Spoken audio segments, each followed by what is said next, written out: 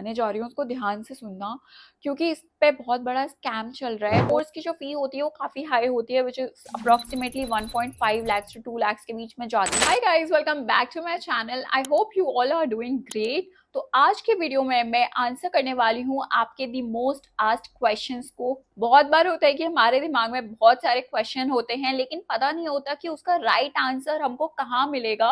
तो ऐसे बहुत सारे क्वेश्चंस थे जो मैंने देखा लोगों ने पूछे हुए हैं, और मैं वही क्वेश्चन के आंसर्स आपको आज के वीडियो में बताने वाली हूँ।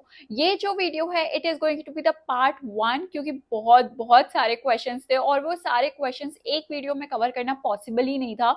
तो मैंने कुछ क्वेश्चंस को लिया है आज के वीडियो में एंड कुछ क्वेश्चंस मैं लूंगी अपने नेक्स्ट, जिसमें मैं आपके और क्वेश्चन के जो है आंसर्स आपको दूंगी। अभी शुरू करते हैं हमारे फर्स्ट क्वेश्चन के साथ। तो फर्स्ट क्वेश्चन है, कैबिन क्रू और एयर होस्टेस में क्या डिफरेंस होता है।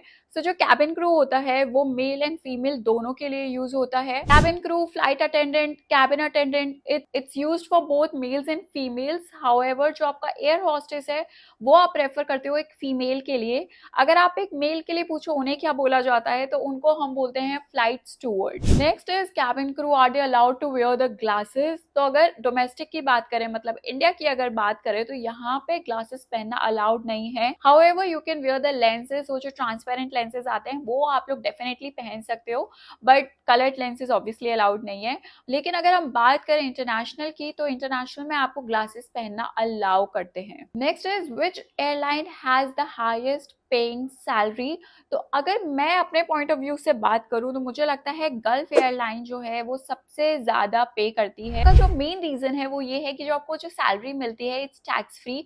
तो आप जितना फ्लाई करते हो, आप जितना एक्चुअली आपने काम किया होता है महीने में, वो पूरी की पूरी सैलरी आपको अपने इन हैंड मिलती है। This is the main reason कि जो आपको गल्फ वाले सैलरी प्रोवाइड कर सकते हैं इन हैंड, वो और कोई कंट्री की एयरलाइन आपको सैलरी नहीं देगी, बिकॉज वहां पे ऑब्वियसली टैक्स डिडक्शन रहता है। Gulf is the only place जहाँ पे टैक्स डिडक्शन आपको नहीं देखने को मिलेगा। सो नेक्स्ट क्वेश्चन जो है बहुत इंटरेस्टिंग है। उसमें पूछा गया है कि how cabin crew deal with difficult situations और difficult passengers. So for me, मुझे बाकी लोगों का नहीं पता, बट जो मैंने 10 साढ़े 10 साल फॉलो किया है वो ये है कि I remain calm, I listen to the customer, I gauge the situation, then I act accordingly. बहुत बार होता है कि पैसेंजर्स जो होते हैं वो आपसे सिर्फ बोलना चाहते हैं कि उनके साथ क्या हुआ, कैसे हुआ। All they want from you is to hear them, that's all they want at times, you know. तो मैं उनको एक बेनिफिट ऑफ डाउट जरूर देती हूँ। I give them the glass of water, I make them comfortable, then I listen to the problem.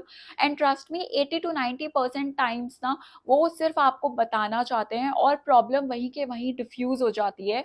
अगर आपने उस सिचुएशन में रिएक्ट कर दिया पहले ही तो दोनों की तरफ से आर्ग्यूमेंट रहेगा and that is not very healthy.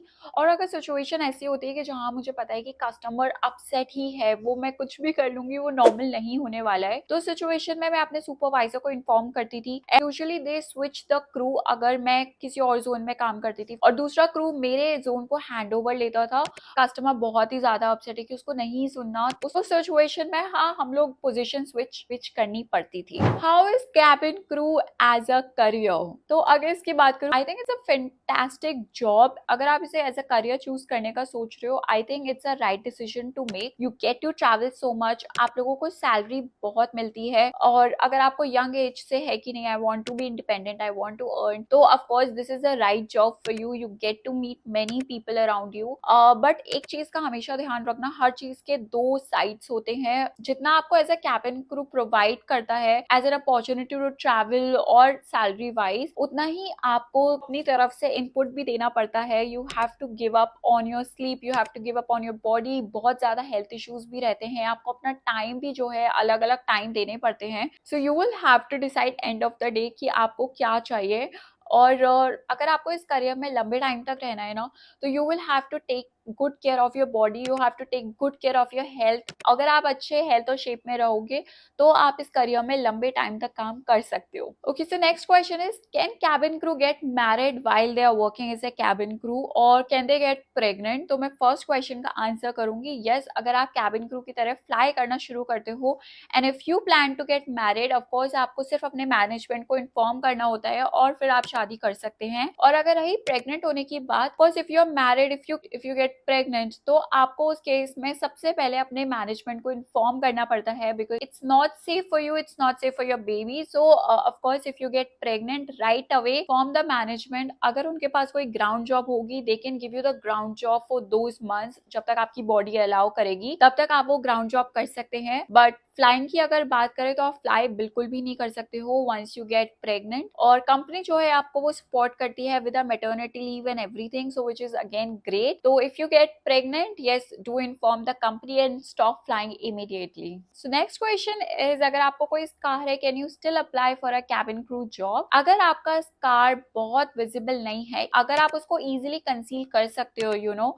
अगर आप कोई भी इंटरव्यू के लिए जा रहे हो, अगर आपको पता है कि वो इजिली कंसील हो सकता है और इतना विजिबल नहीं है, इतना बॉदर नहीं करेगा एचआर को, तो डेफिनेटली आप अप्लाई कर सकते हो. बट अगर आपको कोई बहुत बड़ा स्कार है तो आपका सिलेक्शन होना कैबिन क्रू में डिफिकल्ट हो जाता है, because they will eventually see your scar. अगर वो इतना बड़ा है तो वो पॉसिबल नहीं हो पाएगा. बट अगर कुछ छोटा सा है, like I have a scar over here but वो इतना विजिबल नहीं है, तो मेरे लिए वो ईजी रहा था process. But I was asked to hide this one, तो मैं उसको जब फ्लाइट पे जाती थी उसको मैं थोड़ा हाइड कर लेती थी एंड इट रियली वर्क्स, और वो चीज मेरे फेवर में काम कर रही है. सो अगर आपको बहुत बड़ा स्कार है देन अनफॉर्चुनेटली आप अप्लाई नहीं कर पाओगे as a cabin crew. So next question जो मैं बताने जा रही हूँ उसको ध्यान से सुनना, क्योंकि इस पे बहुत बड़ा स्कैम चल रहा है. वो है, do you have to pay to be a cabin crew.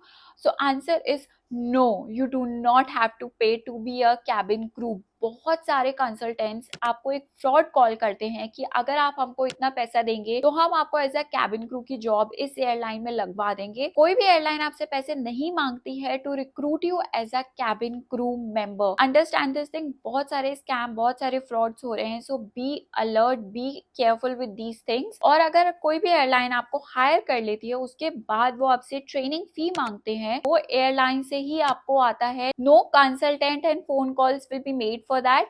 वो आपको एचआर टीम खुद आके बताती है कि हाँ अब आप लोग हायर हो गए हो, अब आप लोग का रिक्रूटमेंट हो गया है इस कंपनी के साथ और अब आप लोगों को ट्रेनिंग फी देनी पड़ेगी. यूजुअली वो ट्रेनिंग फी जो होती है वो फ्रेशर्स के लिए होती है और वो आपको 3-4 साल के बाद रिफंड भी कर दी जाती है. तो कभी भी किसी भी कंसल्टेंट को या फिर फोन अगर आपको आता है कि हम आपको रिक्रूट करवा देंगे, उसके लिए आपको इतने पैसे देने हैं, so never fall for that act. ठीक है, so always be alert. So next question है, your age limit to apply for a cabin crew. तो एज सच एज लिमिट होती नहीं है, हर एयरलाइन का वेरी करता है एज लिमिट का क्राइटेरिया. बट अगर हम इंडिया की बात करें, इंडिया में जो एज लिमिट है that is 18 to 27 years of age. का मतलब ये होता है कि जब आप 18 से लेके 27 तक होते हो तभी आप as a cabin crew apply कर सकते हो.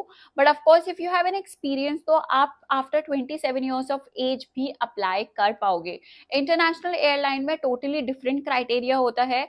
So you can check and go ahead and check with the airline itself. Next is what is BMI और उसको कैसे कैलकुलेट कर सकते हैं to apply for any airline. तो BMI जो होता है that is your body mass index, ये बहुत ज्यादा जरूरी होता है. अगर आप किसी भी एयरलाइन में अप्लाई करते हो वो आपका BMI चेक करते ही करते हैं. आजकल एयरलाइंस बहुत ज्यादा स्ट्रिक्ट हो गई हैं इस रूल को लेके. So जो आपका BMI का विंडो है it should be between 18 to 22 for female, और अगर आप मेल हो तो आपका BMI 25 से ऊपर हो सकता है. और उसको कैलकुलेट कैसे करना है, सारे BMI कैलकुलेटर के एप्स भी अवेलेबल हैं. अगर आपको ऐप डाउनलोड नहीं करना है तो आप सिर्फ गूगल पे जा सकते हो. You can just type down the BMI calculator और वो आपको दिखा देगा how you can calculate your BMI easily. उसमें अपना वेट एंड हाइट डालनी होती है and it will give you the result. अगर आपका BMI 18 to 22 के बीच में फॉल कर रहा है देन ग्रेट, आप उनका रिक्वायरमेंट जो है वो फुलफिल कर रहे हो.